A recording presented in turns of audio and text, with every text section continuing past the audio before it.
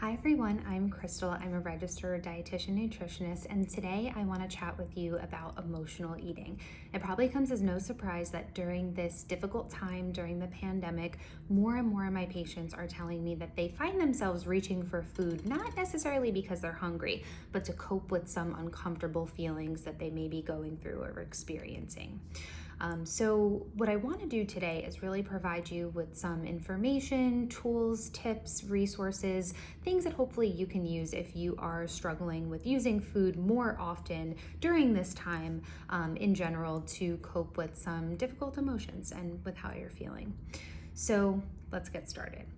The first topic that I really want to hone in on, or the first aspect of eating for emotional reasons, that hopefully, if there's nothing else you take away from this discussion, it's this. So, eating for emotional reasons is actually a normal part of being human. So, I'll say that again in a different way.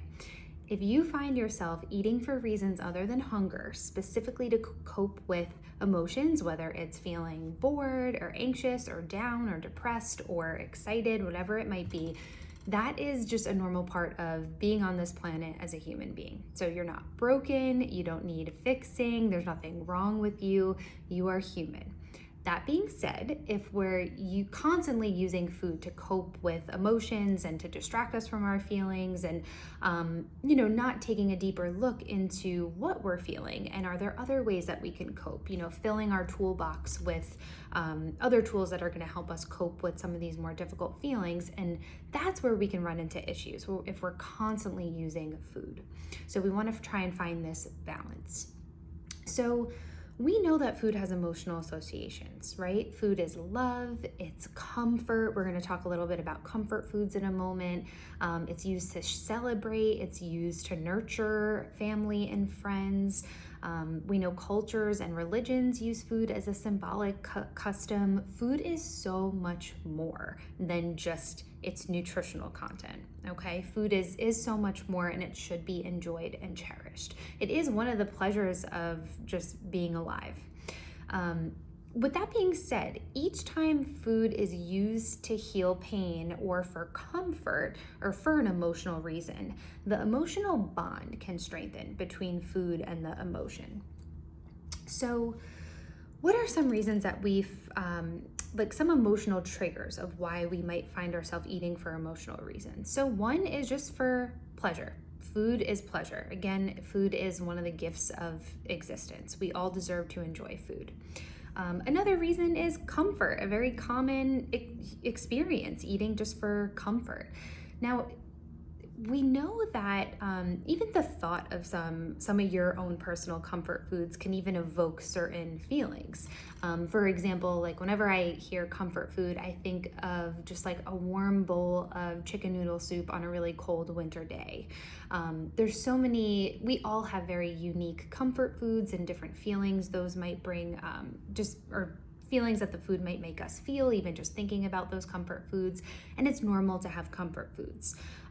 Eating comfort foods can absolutely be part of having a healthy relationship with food, but this is the important piece. We still want to stay in touch with our satiety signals. So when we're starting to feel full and satisfied from our comfort foods and without guilt, okay?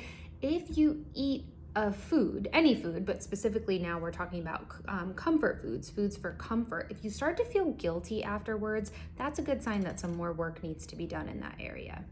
And a lot of times what happens is if food is used as the only way to comfort ourselves, okay? So if we're constantly looking to food to comfort us, that's when it can become a destructive coping mechanism. Again, we want to find that balance.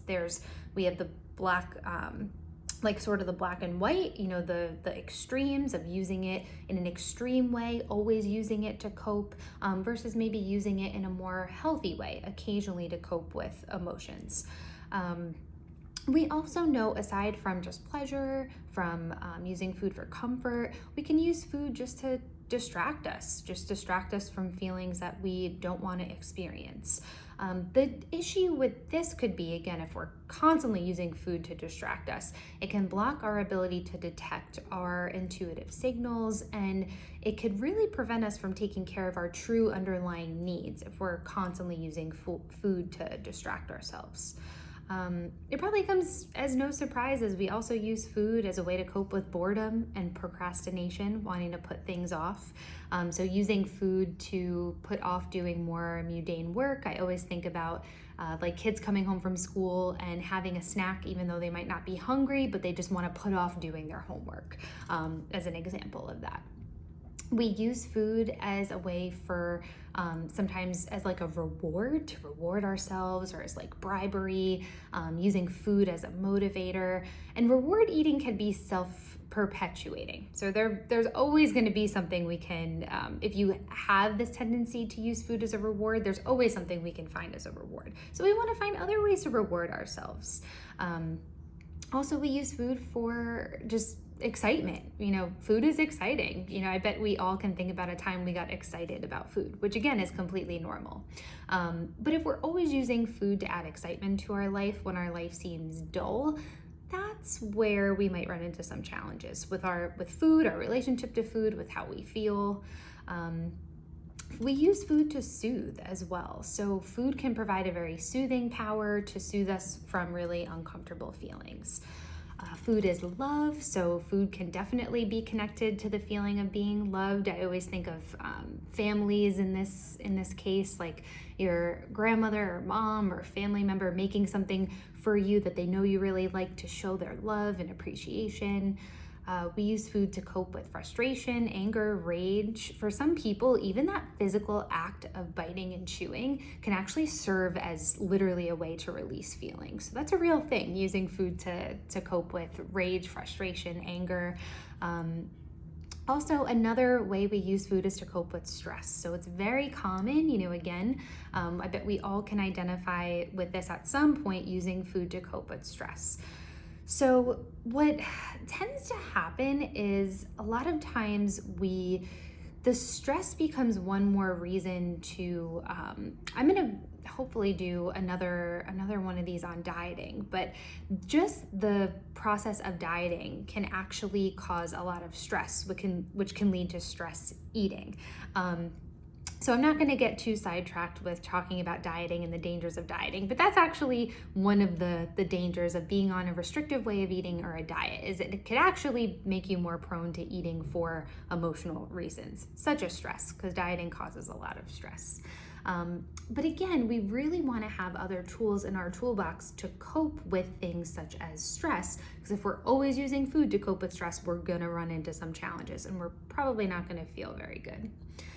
Using food to cope with anxiety. So worries can sometimes trigger a very urgent need to eat to relieve anxiety. We may eat because we're feeling depressed. So eating more is not uncommon when we're feeling down or depressed. Being connected. So the need to feel part of a group and being connected to others can be powerful and affect how and what people eat. So you want to start to ask yourself, if you continue to eat after you're full and satisfied, is there another need that you're trying to fill with food? We all as humans have basic needs that we need to fill each and every day. And sometimes if we notice we're often eating for reasons and we know our body doesn't need food, we're not really hungry, we don't want to come at that with a lot of, we want to be as non-judgmental as possible. So there's no place for guilt or shame or feeling bad. We really want to come at this at a lens with being compassionate towards ourselves, self-compassion. So instead of looking at a situation and feeling bad, like, oh my gosh, I'm not hungry, but I just ate, whatever it might be for this emotional reason. One, you're human, okay? And two, wow, let's get curious. That's really interesting. What was I feeling? Is there another need I was trying to fill with food? And then, is there something else I was trying to use food to cope with? And then you could actually start learning more about your needs, your body, and how to meet those needs.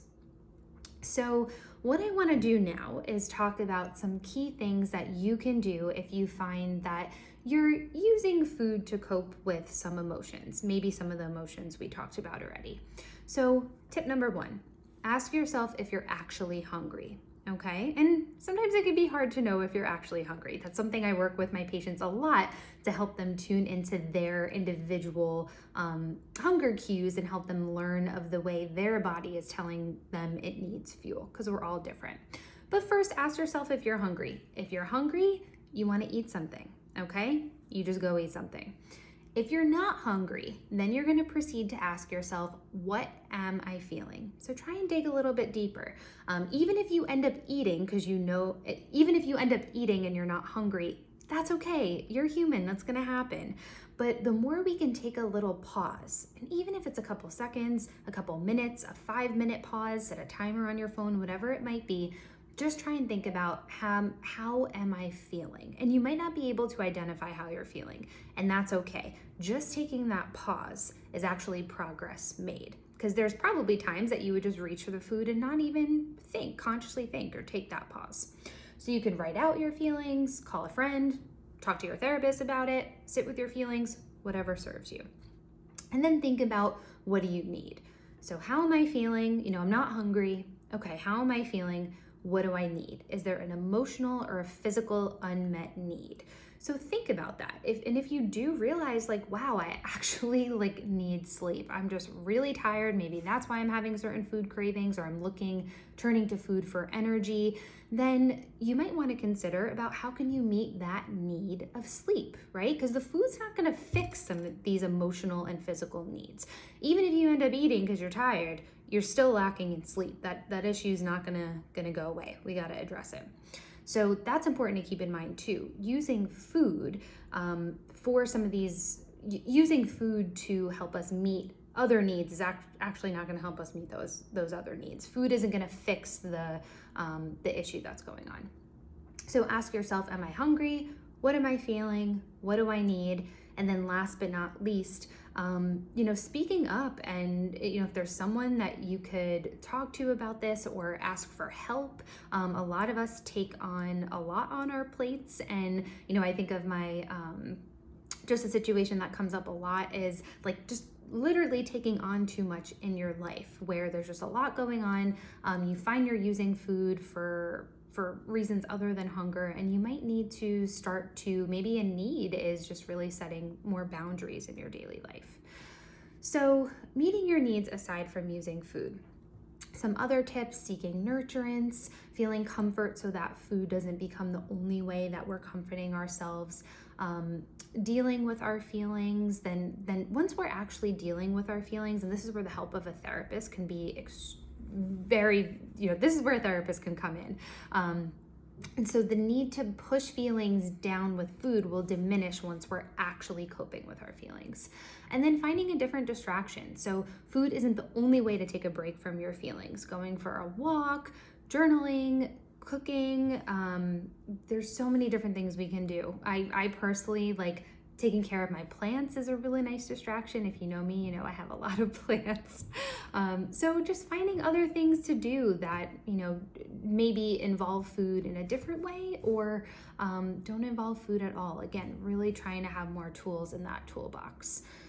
So hopefully some of these tips were helpful and resonated with you. And, if you take anything away from this talk about emotional eating, it's that if you do eat for reasons other than hunger, you are human. You are not alone. You are not broken. You don't need fixing. And if anything, let's just get curious and start to, what I really help my patients do is just partner with them to use these situations when they're using food to cope with certain emotions when they're not hungry. Let's just come at that with a lens of curiosity, non-judgment, self-compassion, and use this as an opportunity to learn more about yourself and learn what's really going on. Your body is often trying to tell you something, even when you feel an urgency and you don't even know what you're feeling, and you just go to reach for food because you have this feeling that is just making you feel like you need food to cope, that's just your body trying to talk to you and tell you something. And if you're not hungry, again, just taking a time out, taking a couple seconds, a couple minutes, just to try and tune inwards and see what your body's trying to tell you. And the more you do that, the more you practice that, the easier it's going to get. Thank you.